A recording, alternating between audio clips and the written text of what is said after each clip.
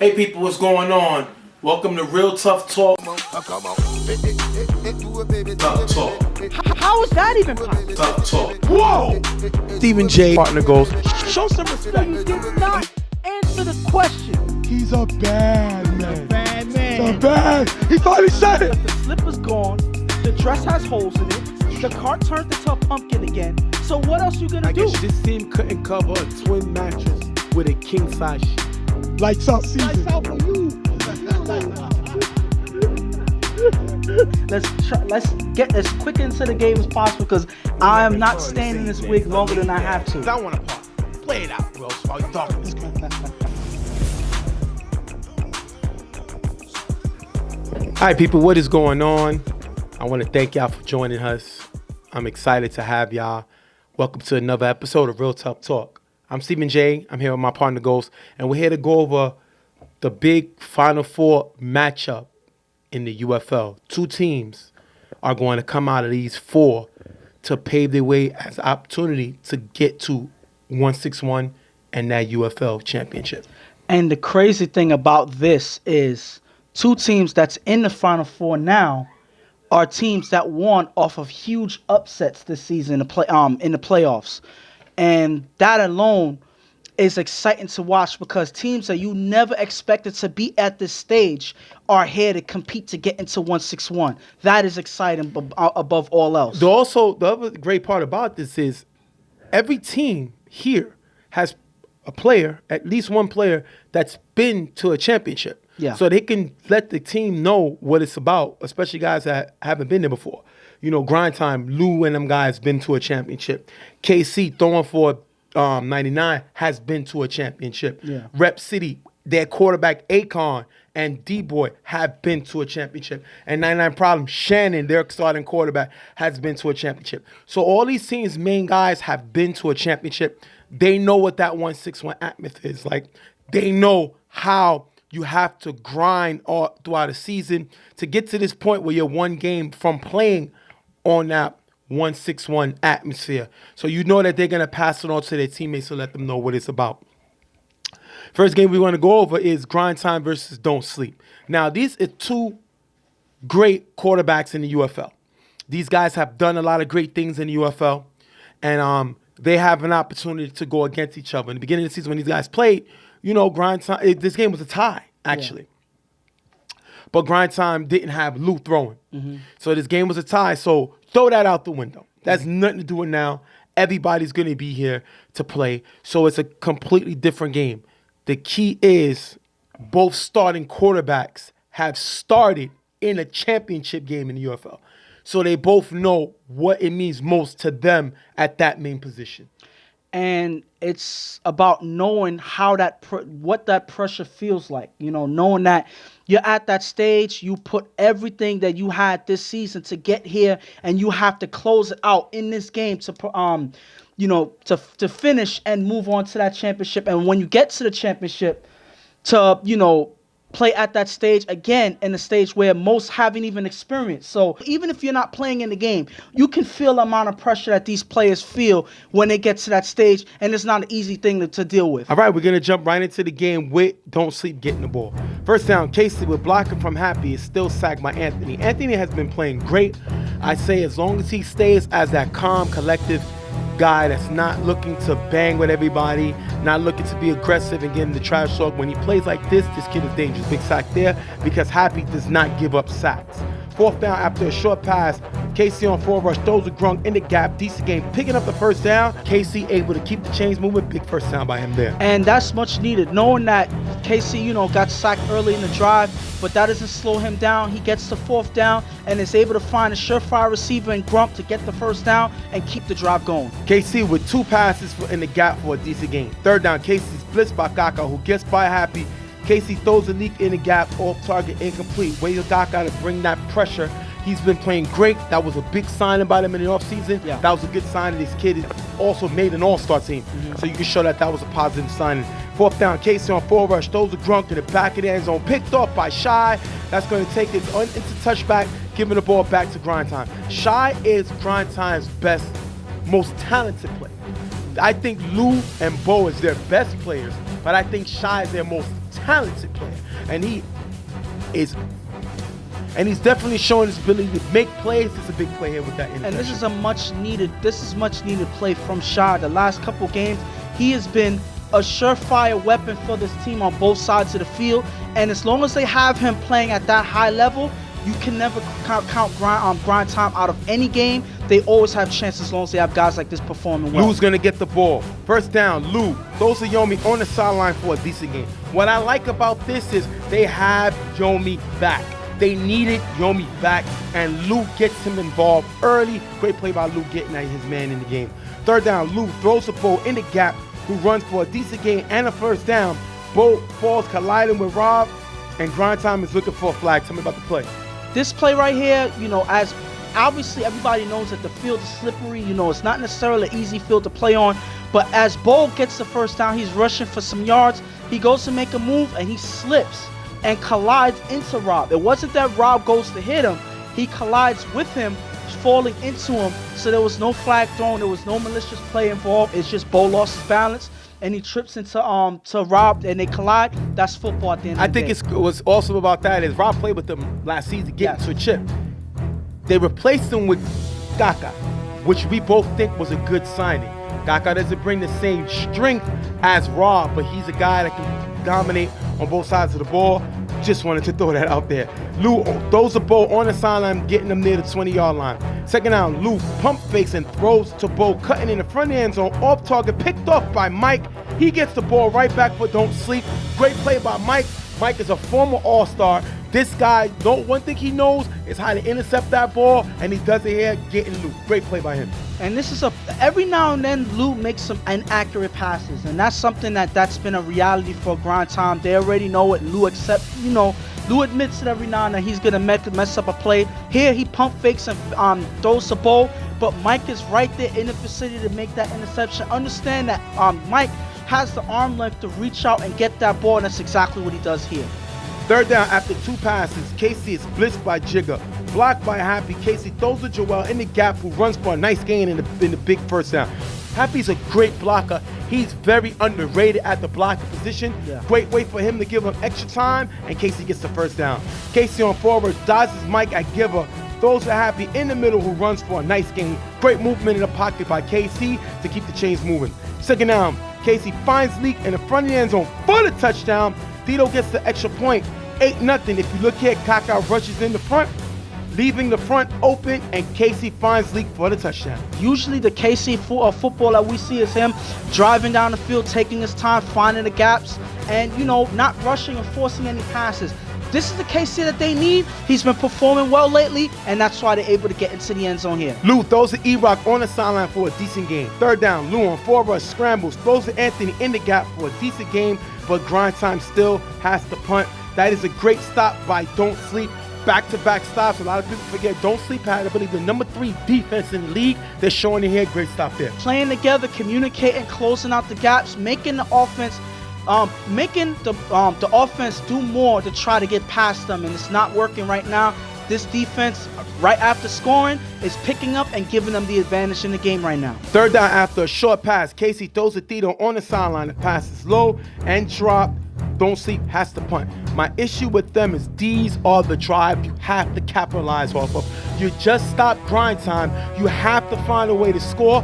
Grindtime is a very dangerous offense. You're not going to slow them down for long. And unfortunately, Don't Sleep can't capitalize on the defensive stop, and they end up having to punt on their drive. And this is how you put away games early. When you have your defense playing strong and you're able to go 2 scores up into the half, they lose the opportunity, giving this offense of Grindtime opportunity to come back like you just said. And that's not something that they should do, because this is an opportunity they may never get back again. Second down, after a short pass, Lou throws the ball in the middle for a nice gain. 1 minute left on the clock. After getting the first down, Lou with 3 passes in the gap for a nice gain, getting them to the 6-yard line. 4th and goal. Lou on 4 rush throws a Yomi in the back of the end zone. Tipped by Leak, incomplete, taking us into the half. 8-0. Don't Sleep with the lead. And Don't Sleep, even though they had opportunities to go up 2 scores in the game, they lost the opportunity, but they're still looking good right now. They have to use this momentum and go carry into the second half, but they're up 8-0. So grind time has to work to get back into this game, even though they're only on one possession game. If Don't Sleep's defense is able to play the way they are right now, I think they have a good shot. They just have to stay together and communicate and not throw off their game. The game is not over yet. They got to slow them down in the second half in order to come away with the win. And I disagree. I think Don't Sleep lost this first half. You held grind time to an interception, a stop, and a stop. Grind time is one of the best. They were the second-ranked offense in the league. You held them to 3 stops, and you only put up 8 points. That is a loss for you because at the end of the day, if you could at least had another touchdown, then the guy who's a master at milking the clock can milk the clock. I think KC went too short. I think KC took too many, didn't take enough chances because when you have a high-power offense like Grind Time, they're going to score. I think he tried to go too slow. I think he tried to milk too much clock, and now it's only 8-0 going into half with Grind Time getting the ball in the second half. Now, I just gotta say, at the end of the day, I get exactly what you're saying, but I don't expect much when it comes to the offense putting up points consistently, because that's not who they are. That's not what they do. So yes, they're gonna fail every now and then, but as long as their defense is showing why they're number 3 in the league, I think they have a shot regardless of what. Casey just has to play the same way he did in the first half, meaning, yes, he should have took more chances, but if he's able to put them up 2 scores and their defense can hold, they have a good shot in the second half. We're going to jump into the second half. Third down after 2 short passes. Lou throws deep to Shaw, wide open on the sideline. Caught as he runs into the end zone for the touchdown. 8-6, Grind Time creeps back into the game. If you look here, Maine steps up to that safety as Chris lets Shaw go. Maine is the free safety. You are the free safety. You're the free guy. You're supposed to be like the center fielder. And what happens? Maine is not a guy that's going to get interceptions. Main job is to keep everybody in their right area and to be able to knock plays like this down. That was a bad communication between him and Chris. I don't know what happened, but I put that on Maine because Chris is not supposed to be telling Maine what to do. Maine should be telling Chris what to do.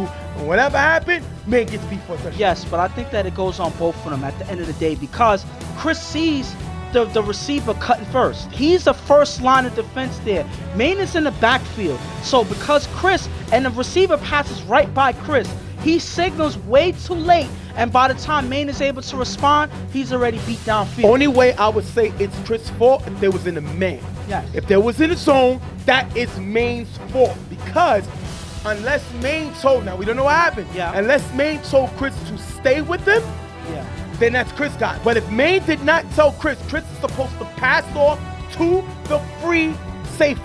And who got beat? The free safety. So again, that's just communication off right at that point. KC gets the ball. He's going to throw the 3 Dito on the sideline for a nice game. After getting the first down, KC throws deep to Grunt on the sideline. Incomplete. KC tried to catch a defense offside, but the giver gets near, never passes the 5-yard. Why are you looking for free plays? Play your style and stop expecting the judge, the ref, to bail you out. And now was a mistake there. Second down, KC on for a rush. Those are Mike cutting in the gap. High, picked off by Trey, giving it right back to Grind Time. Casey has 2 blockers, but nobody's short. This is a bad play. And this is what happens when you have a quarterback that's not known for taking shots downfield. He's a quarterback that likes to take advantage of the gaps, but yet still there's nobody there to give him an option to throw to. You have to give him at least a safety valve because you have so many guys protecting him. Somebody else has to stay short. That's not what they do. Casey's forced to throw a pass in front with coverage there, and they're able to take. Why was he forced to throw a pass? Huh? Why was he forced to throw a pass? My thing is, that means nobody was open. Yes. So what do you do? So you take a sack. Or you run. Or you run. KC running the ball. Ball's better than a turnover.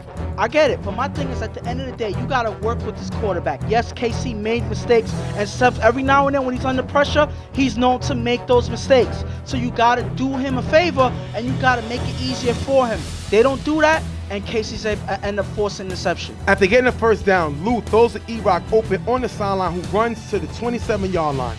Second down, Lou throws a Rico on the sideline, getting him to the 10. Lou is moving this ball. 4th and goal, Lou with blocker from Yomi. Throws a Bo, cutting in the back of the end zone. Tipped by Benny, caught by Bo for the touchdown. Bo gets the 2-point conversion. 14-8, Grind Time takes the lead as Benny just misses the ball. And this is unfortunate. He was there. I saw him going up for it. I saw what he saw. He just could not come down with it. He gets one hand on it, barely, and it just gets through right into Bo's hands. That's unfortunate because he played it well. He just did not finish the play by getting that interception. This is a different game if he comes down with that ball. Unfortunately, because he doesn't get it, and Bo is able to get the touchdown. And it's not unfortunate. It's cost him 6 points. Yeah. That's what happened. Benny's an all-star. Yeah. You got to make this play. You got to finish the play. 4th down, touchdown, loses chips. This is a 4th down touchdown. 4th down interception, giving it back to your team as your team trying to get momentum back in the game. And you did not capitalize an opportunity to get. So you can be nice and say, yeah, coulda, shoulda, woulda. You got to make the play. You're trying to get to 161. You're trying to get to a championship. These are the plays that get you there, and that was a drop pick. Right now, it's 14-8 grind time. Casey, after getting their first down, throws 2 passes to Joel in the gap for a decent game. 3rd down, Casey throws a Tito in the gap, getting into the 4-yard line as Kaka steps up, leaving them open.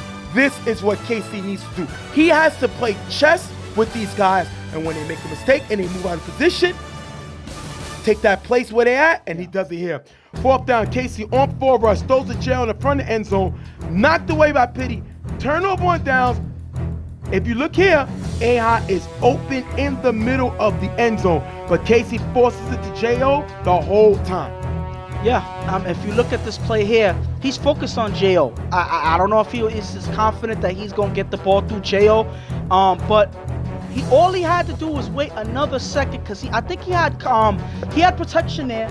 Wait an extra second, A-Ha is open. But because he was focused on J.O. the whole way, he doesn't see A-Ha. He forces that pass. Grindtime is able to make the defensive play, and that is a drive missed. They're not able to score, and that gives Grindtime opportunity to run away with it. 2nd down, loose scrambles with blocking from Yomi. Throws an Anthony in the gap, picked off by Chris. Off target on the pass, and they get the ball back. Nobody's open. Now, we don't give Chris a lot of credit. Yeah. He's a way undersized corner. He's a physical undersized corner, so we don't give him a lot of credit and his ability to make interceptions to get to the ball. He reads Lou here and takes the chance and do something that Benny couldn't do, which is finish the play. This is a great play by Chris. Terrible throw by Lou. You cannot make this mistake up 14-8 and give Don't Sleep an extra drive. He does it here. Great play by Chris. They get the ball back. All I gotta say is what a play. What a much needed play for Don't Sleep. Chris snatches that ball out of nowhere. Correct. Even when I'm recording it, he comes out of nowhere and snatches that ball. That's great defense. That's something, like you said, that Benny should have did earlier, but I think that this was a more surefire play because I think he saw it a mile away, and he just goes and snatches that ball, giving his offense opportunity to come back in his giving his offense opportunity to capitalize here. Well, 2nd and goal. Casey finds A-Hop this time, cutting in the back of the end zone for the touchdown. Joel gets the extra point. 15-14. Don't Sleep takes the lead. And they capitalized right away off of that interception, much needed, because they gave away so many opportunities in this game, but they don't give away this one. Chris's huge interception is what got them into the end zone, so defense to me deserves those 6 points there. Don't Sleep up 1 point. 2nd down after a short pass. Lou with blocking from Yomi. Throws to Rico, cutting on the sideline for a nice game, picking up the 1st down. If you look here, Benny gets caught trailing Rico on his route. And the Benny today is not the Benny we see this season. Interceptions, he got it. Locking a guy down, he's done it. He's not doing that this game. We saw two mistakes he made with giving up the touchdown that he dropped, and this one Rico beats him. Gotta play a lot better, but one thing I can say is Lou's going after him because he sees something. Shaw's gonna get hurt on the next play and steps out. Tell me how big is that with Shaw coming out the game? I mean, Shaw is one of their most consistent players this season, and to lose him in a crucial point in a game like this, it hurts. So they gotta have somebody step up and keep and fill in the gaps. They unfortunately for them, they have a couple guys that can do so, and Rico and Anthony and Kaka. These guys can pick up the slack, but they need to do it here to prove that they can. 3rd down after a short pass, Lou on 4 rush, throws to Anthony wide open in the end zone for the touchdown. If you look here, Chris points him out too late. as Leak steps up to guard Gaga. 20-15. Grindtime takes the lead as you see Hector going crazy on the sideline. 15-14 Grindtime. And I don't blame him because this communication comes back to bite them again. Remember that play we talked about earlier with Maine and Chris? Yep. Now it's Chris and Leak. But we keep hearing Chris's name. He made a great interception to get them the lead, and then he makes another mistake. You got to communicate with your defense right away. You got to point him out so Leak can step up and pick up that guy. He doesn't do it right away, and Leak steps up to guard someone else, leaving that receiver open. But one thing that we have not mentioned is that Lou has not really been under pressure all game this game. Hector been struggling the in the team game. that led the league in sacks. Yes, and they haven't been putting pressure on Lou this game. And that's why that big play with Rico they got, that's why they're getting touchdowns like this. That's why they have the lead right now. No pressure on Lou in the gap, in the pocket, and that's why they have the lead right back. Last play of the game, after getting the first down, Casey throws it up high, knocked away by Shy. Ending the game, 20-15. Grindtime is going back to the 161 championship of the UFL. And right there, with Lou and his Grindtime offense, that is Patrick Mahomes-esque, that is a KC offense-esque touchdown at the end of the game. When time is running out, they were able to solidify their lead by getting the touchdown in the end. So that's them earning that championship. They earned that. Why? Lou was protected. Well, earned going to the championship. Well, yeah. They earned going to the championship. Why? They protected Lou in the pocket when it counted. All game, Lou was not under pressure. Lou made a few mistakes, but he was protected most of the game. He was able to keep his head and move the ball when it mattered. Their defense made key plays when it mattered. They didn't get rattled by the interception by Lou, Lou threw that touchdown. They still stuck together. Their offense picked up the slack. Even when we mentioned Shaw coming out the game, their guys stepped up and made the plays that they needed to win the game. Congratulations to Grindtime. They are going back to the championship. We got Lubo and Jigga. We're going to talk to them. Then we'll come back and I'll give you my analysis of the game real quick. Stephen J here with Grindtime as they just beat Don't Sleep 20-15. They're going to the chip. When Lou threw that interception with you up, what were you thinking as a defensive captain? We got to get the stop. I mean, Lou makes mistakes, but defense, we got to pick him up. I always tell Lou, he scores, we get a stop. But we get a score, if we're going to stop them, he's going to score. So that's what happened. I believe in my quarterback all the time for the fullest. We got the stop. They scored eventually, but then we came down and what happened? Lou scored again. Bo, you was hobbled. You didn't play last week. What made you have to play this game? I mean, it's on the line. I want to go home. But to be honest, I just played because I love the game. You know, I can't watch it. It hurts to watching the game. So I knew I had to come up there, strap it on for my team, you know, and give it all I got. Lou, what you saw in that interception that Chris was able to jump, tell me what you saw in that play. I left it too much to the inside. I still had space to the sideline. It's the same thing that happened to me last week when I threw a pick against whoever we played last week. The same thing when I threw the pick on the goal line. I had to throw more to the outside, and then I adjusted to that. My defense told me, no, we got you your back. We're going to get you the ball back. What was that to know that your defense had your back, knowing that you was going to be at the end to win them the game? What was that confidence to you knowing that? I mean, that puts you 100% confident. You feel me? Like, because you don't feel alone.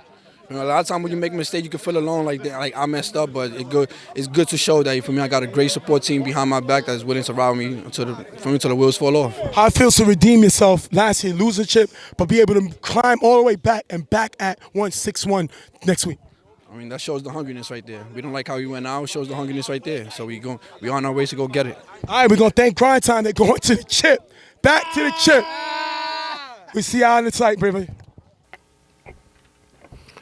Thank them guys for being here on the show. You know, great game by them. I'm going to go on both teams, as always. Yeah. Grindtime looks like the experienced team. Yeah. They look like a team that knows what this game is all about. And they should, because they was there last year. When they were able to beat a Carver Mob team, that's the kind of the top of the mountain. You know, you beat a team that you usually play with, you came up with, you know those guys. You know, we know Chuck wasn't there, but Chuck doesn't play defense.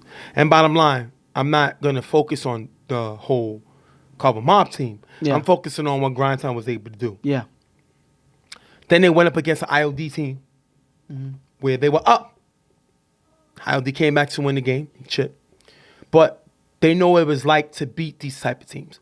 So when you face a Don't Sleep team, and there's no disrespect to them,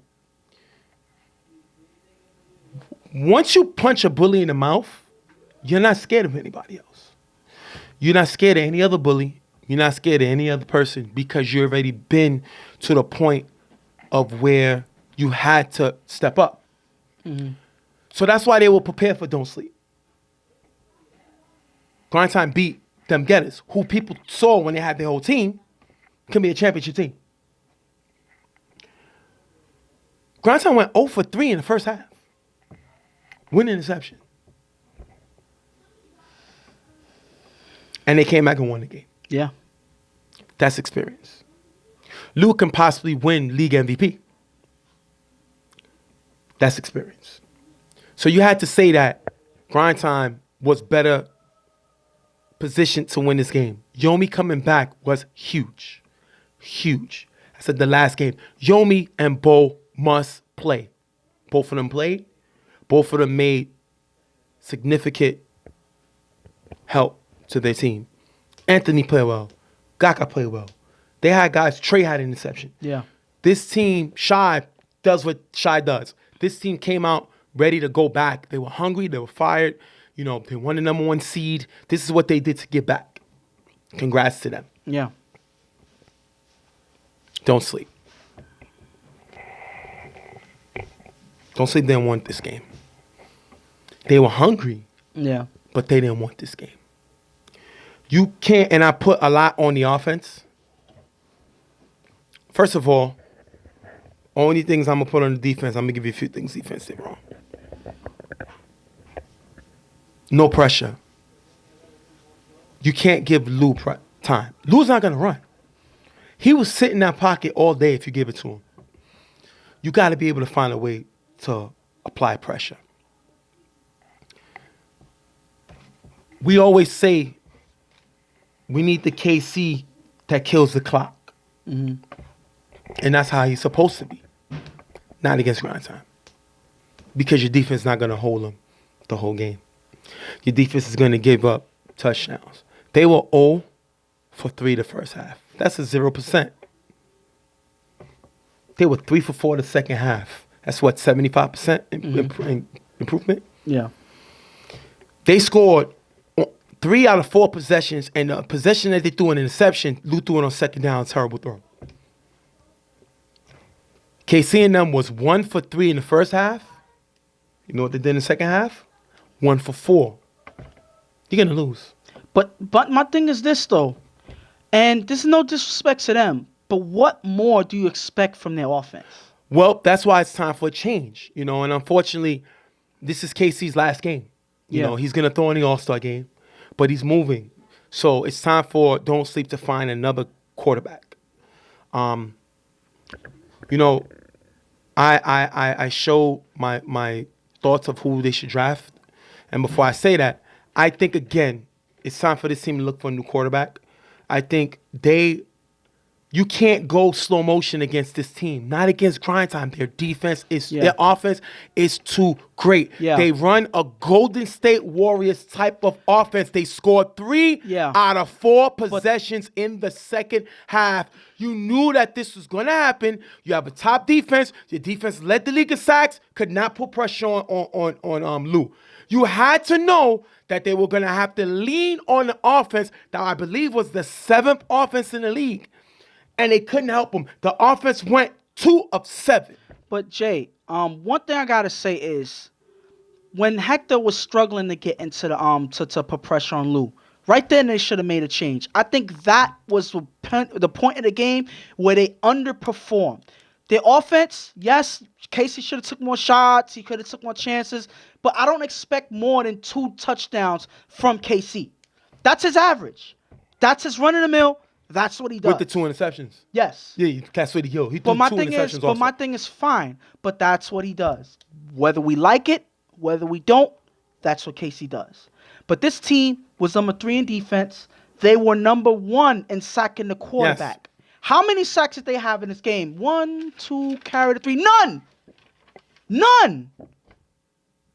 You're not going to win when you don't put pressure on the quarterback. You're not going to win when you keep Lou in the pocket comfortable. True. So, yep, you're right. I'm looking. Yep. Besides that one interception that Lou made a mistake on, that one play that they could have lost the game. But Lou threw 2 interceptions Yes. this game. So my thing is your this. defense is helping you. No. He threw 2 Hey, interceptions. The guy threw 3 all season. Hey, but again, Lou made a few and threw more interceptions in the playoffs than he did in the regular season. Okay. So at the end of the day, and Lou admitted himself, sometimes he messes up and throws passes. At the pressure coming in, what happens? There's a different game if you put pressure on him. And why didn't y'all change the schemes up? They had Hector coming in struggling against the blocks when they had Yomi there protect him as well. Switch up with Joel. Remember, Joel was leading in sacks early in the season. What happened to that? Yeah, but Ghost, listen to what I'm saying. I hear what you're saying. You're saying... But this defense, again, they held Lou 0 for 3 in the first half. Yes. He had the ball 3 times, and they stopped them 3 times. I got it. And your offense only gives you 1 touchdown. And then, after your offense scored 1 touchdown, they didn't score again for another 3. They didn't score again into their 4th possession. Jay. So listen, after your first touchdown in your game, it took you 4 more possessions until you scored again. Jay. And after you scored on that, you only got the ball 1 more time Jay. and got stopped. What I'm trying to explain to you is this. Yes, the defense let them down in the second half. Yes, the defense didn't apply pressure. But what I'm trying to say is they had you in the first half. Hold them down in the second half. I got you. You gave up. Listen. They gave up 3 out of 4 touchdowns. But your offense went 1 for 4 in the second half after going 1 Jay. for 3 in the first half. And this is the thing. You're supposed to be the stat guy. You're supposed to be the one that looks at statistics and percentages and all of that. The offense performed the way that they're supposed to, the way they average. This is their offense. You're asking them to overperform, which is something that they don't do. The last game that they beat PME, how many touchdowns they scored? 2. They scored 14 points. So they're doing what they usually do. You can't expect more from them. But their defense underperformed, in my opinion. I'm sorry. Yes, they made they made some good plays, but the one thing that they needed to do was sack the quarterback or put pressure on him. And they didn't do that enough. A touchdown. They dropped a pick. The defense, I understand what you're saying, they underperformed, but you played the number 2 offense in the league after holding them 0 for 3 in the first half. Your offense has to help you. And they didn't. Now, this is going to go on a team loss. I agree. Yes, it's both sides. Well, you know what? We can But agree on that. They were supposed to help me. If I ain't got it in the second half, but I had it in the first half, if I ain't got gas money to get home, but I got us there, can you put in some gas money to get us home?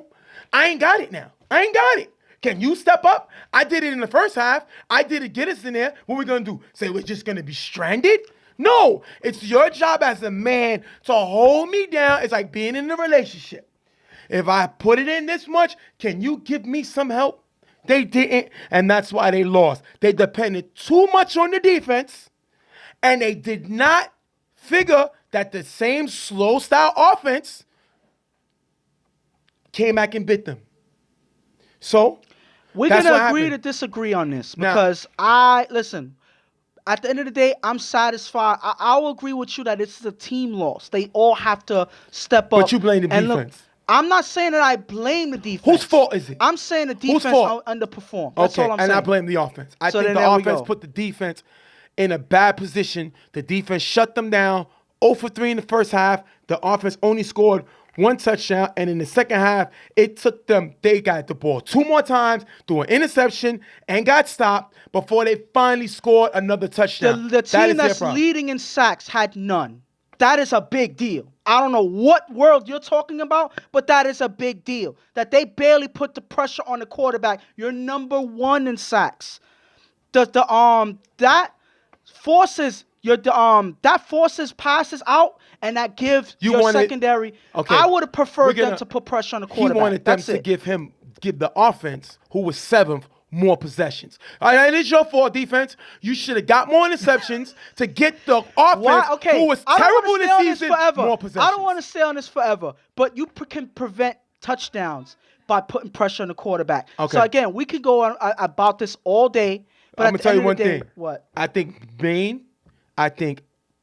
and then my other issue is they didn't have A-Han defense. I didn't understand that. Yeah. They had him playing all defense all season. Yeah. The guy made the all-star team for defense. For defense, and they didn't have him on defense. So I don't understand that. Questionable. But again, guys like Maine, Mike, Benny, all these guys will let you know. You do yourself pressure. You try to do it and stop Lou. You see what it's like. Get on the field and try to stop Lou. Listen, I wish not Lou was going to play in the All-Star secondary. game where you can see what it's like. I'm not killing the secondary. All right. They played well. Now, 2 things. KC, he's leaving. Yeah. Career's done. It's football. What do you think KC will be remembered from in his UFL career?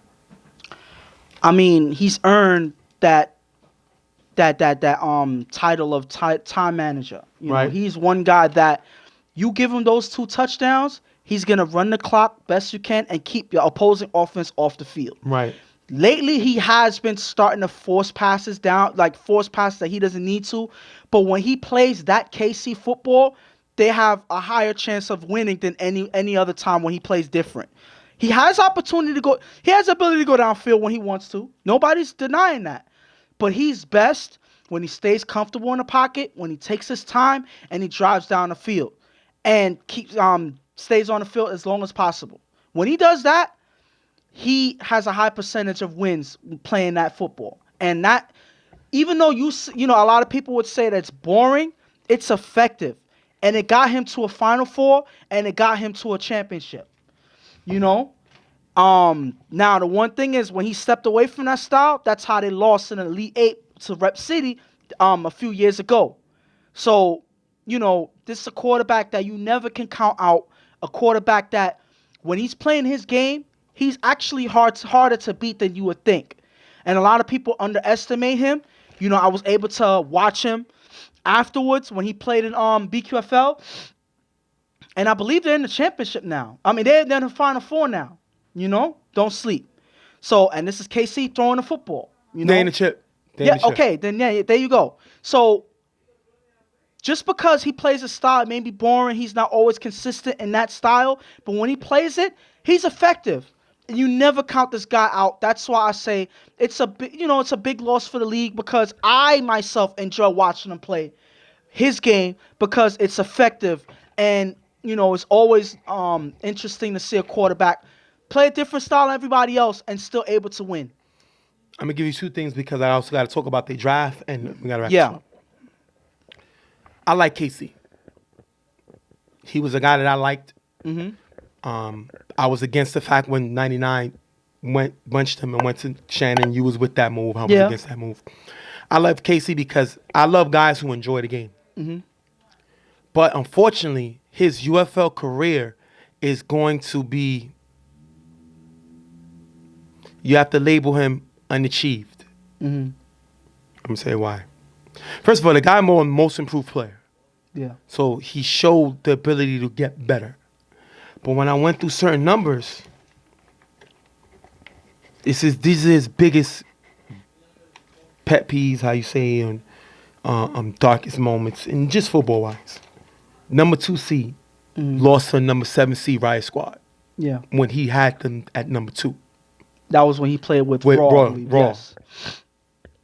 Then, what's his other big thing? Went 7-1 with 99. Lost to a number 5 seed coming off of a bye when they lost to Rep City. Yeah. Then he lost in the championship to Super Friends where he couldn't score in the second half. Soon as Tone, you know, manipulated the direction because they won the All-Star, the East won the All-Star game, which gave 99 the ball, which is what Tone wanted. Made KC go against the win in the second half, couldn't score. Then he got benched twice in his career. He got benched with Raw, and he got benched with 99. Those are things that's going to be in his repertoire. Yeah. Does that take him away from what he accomplished? No. I think he's on the second tier of quarterbacks in the league. I mean, you got guys like Chuck, first tier. You got guys like Adi, first tier. Corey's in the second tier. Corey didn't really get successful until last season. Yeah. He's in the second tier. I think Reggie, first tier. So Reggie's up there with the first tier. Yeah. Adi's up there with the first tier. Chuck is up there with the first tier. I think KC, second tier.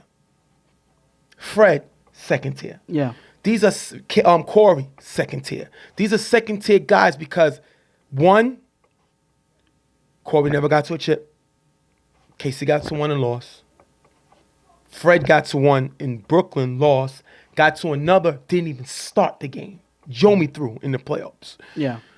So, and like I said, Corey never got them to a championship. So these are the things that you can't put these guys on that one-tier pedestal. Adi won 2 chips. Chuck won 3 chips. Reggie went to 3 chips with 2 different conferences, in 2 different conferences, 2 different teams. Only quarterback to do that. So you can't put him up there. Now, where's Ramsey? I think Ramsey is on the 3rd tier. He's not up there yet. Who's down there with him? Shannon. You know what I'm saying? He's a 3rd tier because these guys didn't use their talent to get them to where they can be labeled as a 2nd tier quarterback. Lou is in the 2nd tier. Yeah. Now, he went to back-to-back chips. Yes, it's the B division now. Still doesn't matter. He took the same team to 2 chips. Yeah. So you got to put him in the 2nd tier. These are what I say. And KC, because of his repertoire, you can't lose twice when you're a top seed to a lower seed. You can't not score in the second half in the chip game. You can't lose your position twice on 2 different teams. Yeah. I think he's going to be on that tier because of that. And I think that a lot of it is because a lot of people do not have patience for I Casey's agree. style of play. I agree. I don't think it's all his fault. No. But I think that it's just people do not have patience for that. You know, they want the quarterback to be the one that does everything. The quarterback has to take charge. The quarterback has to set the tone.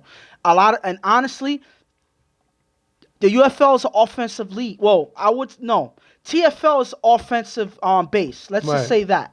You know, obviously the UFL is uniquely a defensive-based league. Correct. But at the end of the day, teams want a strong quarterback. They want a strong offense. They want someone who can consistently put up points. KC is not that guy. Yeah. So a lot of people don't have patience for that, you know?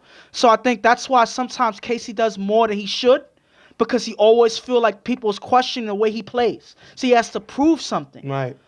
But at the end of the day, if a team would have patience with that, I think that he can go far. He's been to the chip with his boring style of play. Correct. You know, and it wasn't that he wasn't good enough to win a chip while he lost that chip. It was just he got outplayed by Tone. By a better team and a better team. Yeah, and a Super better First is team. better. So, and better talent. Yeah. So, do I kill him for that? No. But at the end of the day, he's still, regardless of what tier you put him in, you can't say that he wasn't an efficient quarterback Correct. when it mattered. Correct. And you can't take that away from him at the end of the day. That's all I got to say. And we're going to wrap that up. We're going to thank him for being here. He'll be throwing an all-star game. Make sure y'all come out and check him out. And now, the other thing, their draft pick, as we wrap this whole thing up. Right now, I believe they're going to be the number 6 pick. Mm-hmm. No, they're going to be the 7th pick in the Yeah. draft. I think that they should draft Sal. Why? We've seen Sal play with the Browns in City Island, was successful. We've seen Sal play with Chuck, one of the best of all time, be successful. Sal was up there last year for MVP. Last year, yeah, he was up there for MVP. This guy is a playmaker on both sides of the ball, but he's a guy that can fit in, doesn't need the ball to be successful. And the only reason I say you do that, because I think that Don't Sleep gets Ramsey to throw. And I think UTF drafts a quarterback, and I think Ramsey goes to Don't Sleep, who's going to upgrade that offense, because now it's bombs over Baghdad. Don't Sleep has never had that. So guys like Benny, guys like Aha, guys like Mach, guys like Gronk, guys that could get the football, and now you add Sal, opens up their offense completely, and the more you spread the guys down the field, Joel better get his dance shoes ready because he's going to the All-Star game with his yards after the catch. That's why I think they should go after Sal. I just hope, let's just say that that's the best case scenario that you're calling for. You know, that they get Ramsey, they get Sal and all of that. Then these dudes, Benny, Aha, and whoever, because I don't see Gronk going downfield. I don't see Sal beating too many people downfield. Not to say that he can't, but that's not his game. But you're gonna lure other players in because True. You have a more. Don't Sleep is a little more structural than UTF, just a little bit, not a lot, a little bit. Sal could come in and he's a leader, but he's not a guy that needs to take over. Yeah. He's gonna lead because he's did it with Carver. He doesn't need to take over, and then you get Ramsey, who's going to learn under Sal. Yo, wow. You love this mock draft stuff. I see it. You love it. So that's my pick. We kind of did this whole mock draft thing already. So the fact that we keep doing it over and over again, it's like we're going to ultimately change our picks eventually. I added on. I'm just going with the picks of who gets what. And I went with, this is their pick, who I think they should get. That's just me. I think, because I doubt they're going to get Chuck at the end of the day. Chuck is not falling that low. Corey's not falling that low. So I kind of would have to agree with you at this point, because we may do more analysis depending on how things may change. Right. I don't see Sal as a bad pick. I don't. I think they need a playmaker because that's all that's going to be available at the end of the day. And maybe because we have rumors hearing about UTF going after a quarterback. Right. So maybe that's the case. Ramsey may want to come to them. And Ramsey told me it's quarterback or nothing. He's not changing positions. So if UTF goes after a quarterback, he will not be on UTF. I mean, there's a slim chance that Ramsey brings his own team in. And I doubt it. He's been there, done that. I doubt that. But he just wants to play. I see him going to Don't Sleep. That's I a see possibility. UTF drafting a quarterback, him going to Don't Sleep. We're going to wrap this one up. Grindtime going to a chip. They beat Don't Sleep 20-15. We'll be right back. Let's go. Time. No blitz. To the right. Oh.